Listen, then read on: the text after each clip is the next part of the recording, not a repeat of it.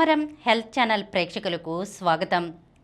ఈరోజు మనం గుండెకు గండం లేకుండా ఏం చేయాలో తెలుసుకుందాం. అప్పటి వరకు చలాకీగా ఆరోగ్యంగా ఉన్న వ్యక్తులు టక్కున కుప్పకూలిపోయి చనిపోతున్న సందర్భాలను చూస్తున్నాం. ఏం జరిగిందో అర్థం చేసుకుని ఆసుపత్రికి తరలించేలోపే ప్రాణాలు పోతున్న సందర్భాలు కూడా కోకొల్లలు. ఇలా కుప్పకూలిపోవడానికి గుండెపోటు కారణమై ఉంటుందనే అవగాహన మనందరికీ ఉంటుంది. కానీ గుండెపోటుతో పాటు హఠాత్తుగా గుండె ఆగిపోయే సడన్ కార్డియాక్ అరెస్ట్కు గురైనప్పుడు కూడా ఇలాగే కుప్పకూలిపోతూ ఉంటారు. ఇలాంటప్పుడు క్షణాల వ్యవధిలో ప్రాణాలు పోయే ప్రమాదం ఉంటుంది. కాబట్టి ఏమాత్రం తాత్సారం చేయకుండా తక్షణమే సిపిఆర్తో గుండె కొట్టుకునేలా చేసి ఆ తర్వాతే ఆసుపత్రికి తరలించవలసి ఉంటుంది. సడన్ కార్డియాక్ అరెస్టుకు గుండె జబ్బులు ప్రధాన కారణం. గుండెకు రక్తాన్ని సరఫరా చేసే రక్తనాళాల్లో అవరోధాల వల్ల, గుండె కండరం జబ్బు పడటం వల్ల ఇలా గుండె సడన్ కార్డియాక్ అరెస్టుకు గురి అవడానికి ఎన్నో కారణాలుంటాయి. గుండెపోటుకు గురైన ప్రతి సందర్భంలో గుండె ఆగిపోయే పరిస్థితి తలెత్తకపోవచ్చు. ఛాతీ నొప్పి, ఆయాసం లాంటి లక్షణాలతో గుండెపోటుకు గురైతే ఆసుపత్రికి వెళ్లి చికిత్స తీసుకునే సమయం ఉంటుంది. కానీ తీవ్రమైన గుండెపోటుకు గురైన సందర్భాల్లో సడన్ కార్డియాక్ అరెస్ట్ అనే ప్రమాదకరమైన పరిస్థితి తలెత్తే అవకాశాలు ఎక్కువగా ఉంటాయి. అయితే ఈ పరిస్థితి అకస్మాత్తుగా తలెత్తుతూ ఉంటుంది. స్నేహితులతో సరదాగా కాలక్షేపం చేస్తున్న సందర్భంలో లేదా పార్కులో నడుస్తున్న సమయంలో ఇలా ఎప్పుడైనా ఎక్కడైనా ఈ పరిస్థితి తలెత్తవచ్చు. ఇలాంటప్పుడు కొన్ని నిమిషాల్లోపే గుండెను కొట్టుకునేలా చేయకపోతే రక్తస్రావం జరగక మెదడు దెబ్బతింటుంది. కాబట్టి తక్షణమే స్పందించాలి. అంబులెన్స్ వచ్చే వరకు ప్రాణాలు పోకుండా సదరు వ్యక్తిని కాపాడుకోవాలంటే వెంటనే సిపిఆర్ మొదలుపెట్టి గుండె కొట్టుకునేలా చేయాలి.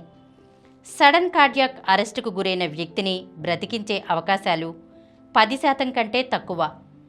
ఈ సమస్యకు గురైన వ్యక్తికి చికిత్సను అందించడం కోసం అంబులెన్స్ వచ్చే వరకు ఆలస్యం చేయడం ప్రమాదకరం. సడన్ కార్డియాక్ అరెస్టులు సడన్ కార్డియాక్ డెత్గా పరిణమిస్తున్న సందర్భాలు మన దేశంతో పాటు అత్యంత వేగంగా అంబులెన్స్ సేవలు అందే విదేశాల్లోనూ పెరిగిపోతున్నాయి. ఇందుకు కారణం తక్షణ సిపిఆర్ అందకపోవటమే. కాబట్టి సడన్ కార్డియాక్ అరెస్టును ఖచ్చితంగా నిర్ధారించుకోవడంతో పాటు సత్వరమే సిపిఆర్ మొదలుపెట్టడం గురించి ప్రతి ఒక్కరూ తెలుసుకోవాలి. సాధారణ కారణాల వల్ల స్పృహ కోల్పోయిన వ్యక్తుల్లో శ్వాస ఆడుతూ ఉంటుంది, నాడి కొట్టుకుంటూ ఉంటుంది.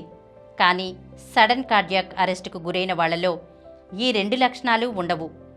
కాబట్టి శ్వాసను నిర్ధారించుకోవడం కోసం ముక్కు దగ్గర వేలిని ఉంచి పరీక్షించాలి.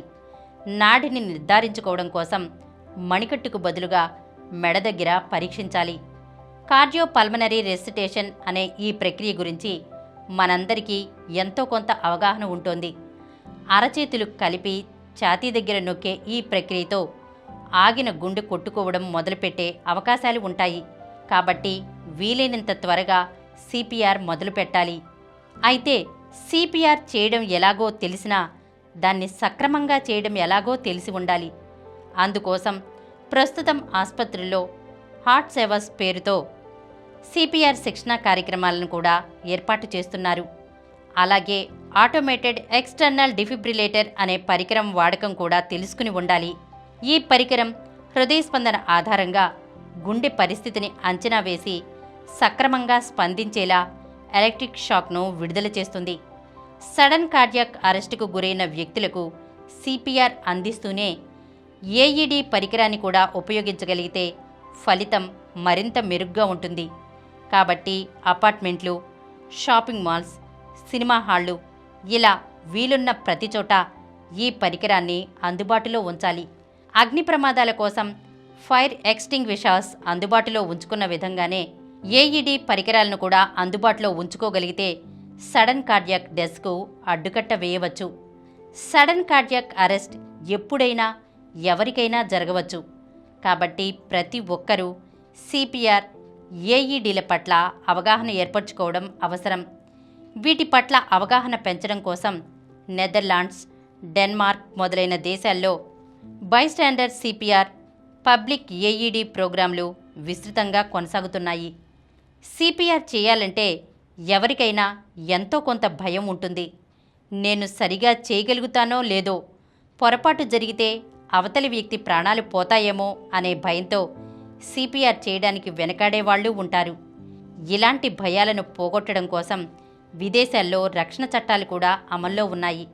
ఇలా అత్యవసర పరిస్థితుల్లో సిపిఆర్ చేసే వ్యక్తులు ఎదుటి వ్యక్తికి సహాయపడాలనే సదుద్దేశంతోనే ఆ ప్రయత్నానికి పూనుకుంటారు. కాబట్టి ఒకవేళ ఫలితం ప్రతికూలంగా మారినా సదరు వ్యక్తులకు విదేశాల్లో చట్టపరమైన రక్షణ దక్కుతూ ఉంటుంది. అయితే మన దేశంలో ఇలాంటి చట్టాలు లేవు కాబట్టి సిపిఆర్ చేసే విధానం గురించి మెరుగైన శిక్షణ తీసుకోవడం అవసరం. శిక్షణ తీసుకుంటే ఛాతీ మీద చేతులను ఎక్కడ, ఏ విధంగా ఉంచి ఎంత తీవ్రతతో ఒత్తిడిని కలిగించాలన్నది తెలుస్తుంది. పలు ఆసుపత్రులు, ఆరోగ్య సంస్థలు సిపిఆర్ ట్రైనింగ్ కోర్సును అందిస్తున్నాయి. ఎవరైనా ఆన్లైన్లో పేరు నమోదు చేసుకుని శిక్షణ తీసుకుని సర్టిఫికేట్ పొందవచ్చు.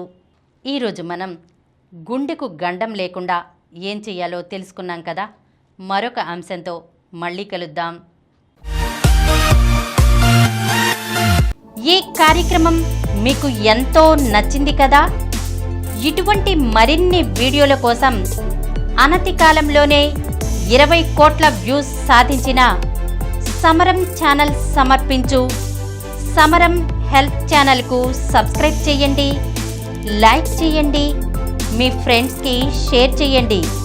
అలాగే ప్రక్కనున్న గంట సింబల్ని ప్రెస్ చేయడం మర్చిపోకండి.